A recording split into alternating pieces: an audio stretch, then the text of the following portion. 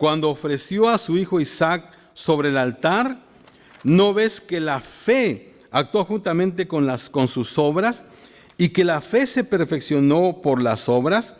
Y se cumplió la escritura que dice, Abraham creyó a Dios y le fue contado por justicia y fue llamado amigo de Dios. Ahora fíjate lo que dice, vosotros veis pues que el hombre es justificado por las obras y no solamente por la fe. ¿Suena eso como una contradicción? Sí suena como una contradicción, si no lo entiendes. Ahora, no es una contradicción, hermanos, una vez que lo entiendes. En primer lugar, Santiago y Pablo están hablando de dos cosas diferentes. Ponme mucha atención. Pablo habla de la fe que salva. Santiago habla de cómo crecer en la fe. Pablo, habla de la raíz de la salvación. Santiago habla del fruto de la salvación. Yo, hermanos, he dado un estudio en el libro de Santiago y tengo algunas notas aquí que quiero compartir porque es muy importante. O sea que tanto Pablo como Santiago están en lo correcto, pero están hablando de cosas diferentes. Pablo estaba tratando el problema del legalismo, el problema de que decían, tengo que cumplir todas las leyes y regulaciones judías para ser cristiano. O sea, Pablo está hablando de ese grupo. En Gálatas 2:16, hermanos, dice, sabiendo que el hombre no es justificado por las obras de la ley, sino por la fe de Jesucristo. Nosotros también hemos creído en Jesucristo para ser justificados por la fe de Cristo y no por las obras de la ley, por cuanto por las obras de la ley nadie será justificado. Entonces Pablo está hablando a esa gente. Santiago, hermanos, no está tratando o luchando en contra del legalismo, sino que Santiago está tratando con la negligencia de aquellos que decían, no importa lo que hagas mientras creas. Entonces, tanto Pablo como Santiago están peleando, por decir así, con dos enemigos diferentes, pero ambos usan la palabra obras, solo que en diferentes maneras. Por ejemplo, cuando Pablo usa la palabra obras, él está hablando de las leyes judías, como la circuncisión, todas cosas así. Cuando Santiago la usa, él está hablando del estilo de vida del cristiano, actos de amor, o sea, es totalmente diferente. Pablo se enfoca en la raíz de la salvación, lo que pasa internamente. Santiago se enfoca en el fruto de la salvación, lo que pasa en el exterior. Jesús dijo, hermanos, por sus frutos los conoceréis.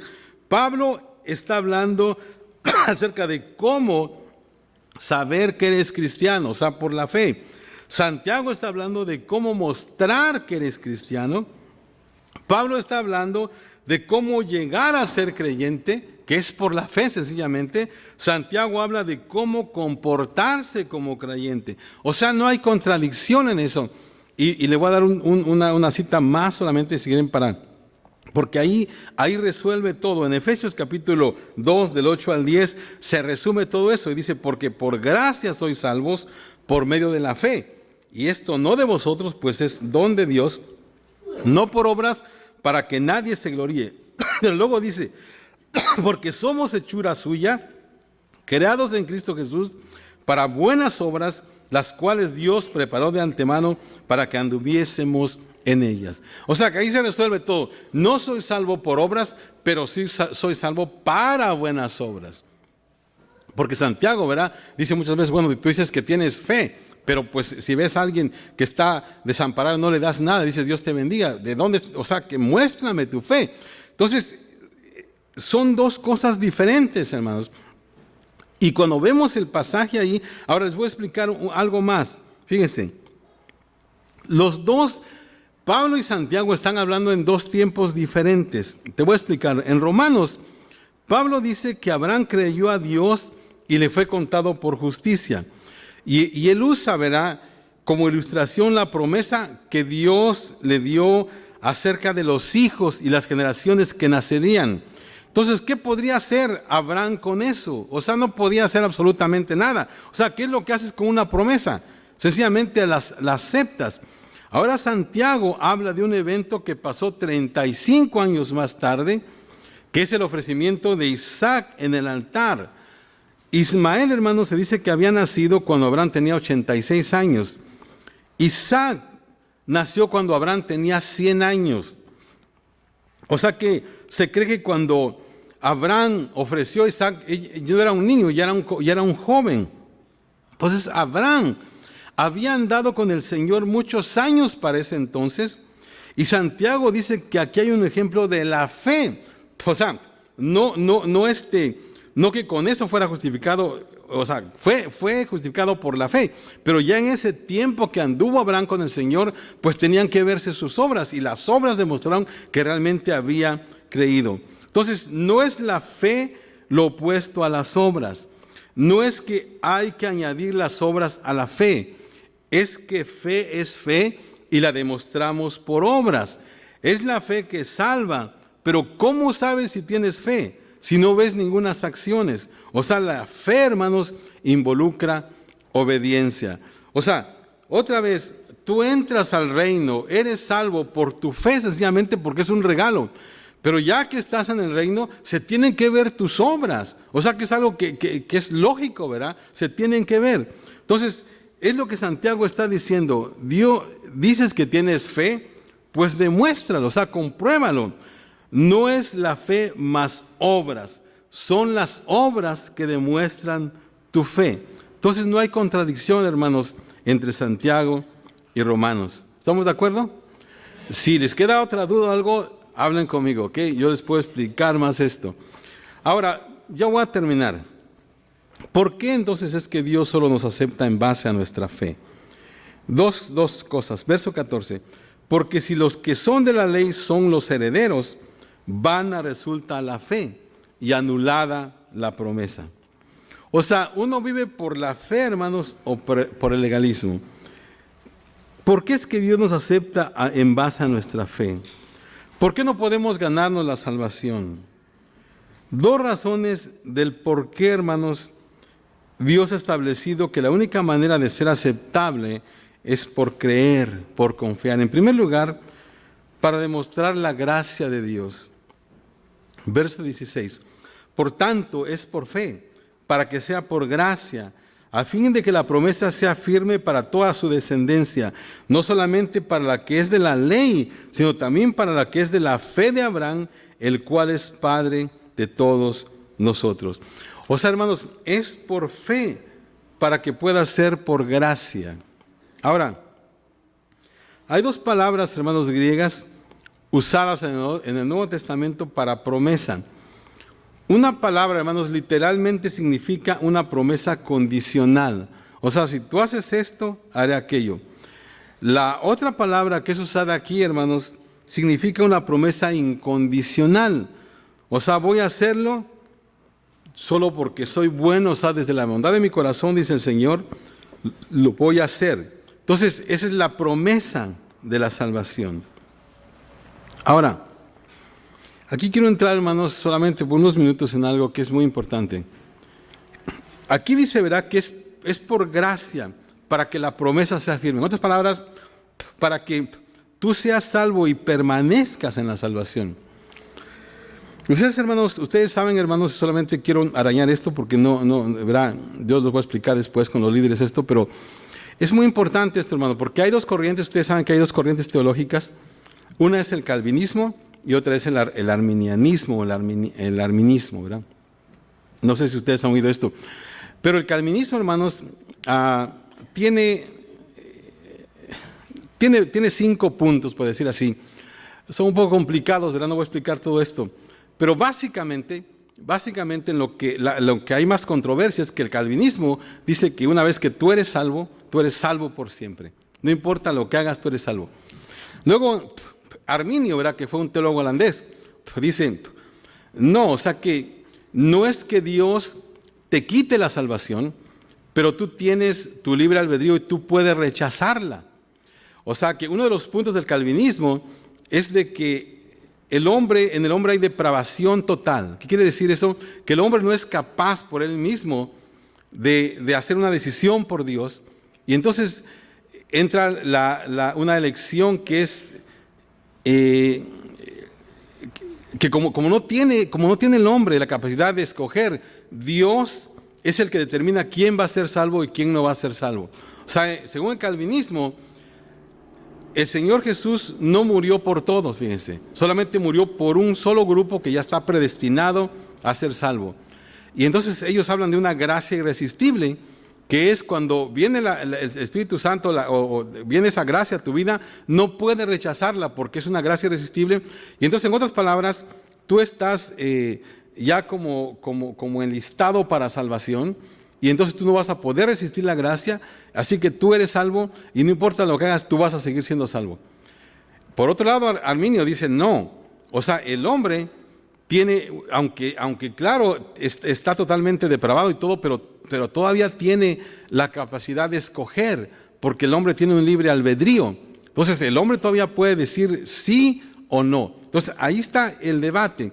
Ahora, cuando Pablo habla aquí acerca de que es por gracia, otros hermanos igual, tenemos que entender esto, es por fe, ¿verdad? Para que sea por gracia, para que la promesa sea firme. Nosotros, hermanos, confiamos en que somos salvos por fe, ¿verdad? En que es por su gracia. Entonces vamos a permanecer nosotros en esa fe, a menos de que nosotros, hermanos, ¿cómo puedo decir? De una manera, nosotros mismos rechacemos eso. En Romanos capítulo 8, hermanos, ustedes saben que hay un pasaje que dice que nada nos va a poder apartar del amor de Dios, ¿verdad? Dice,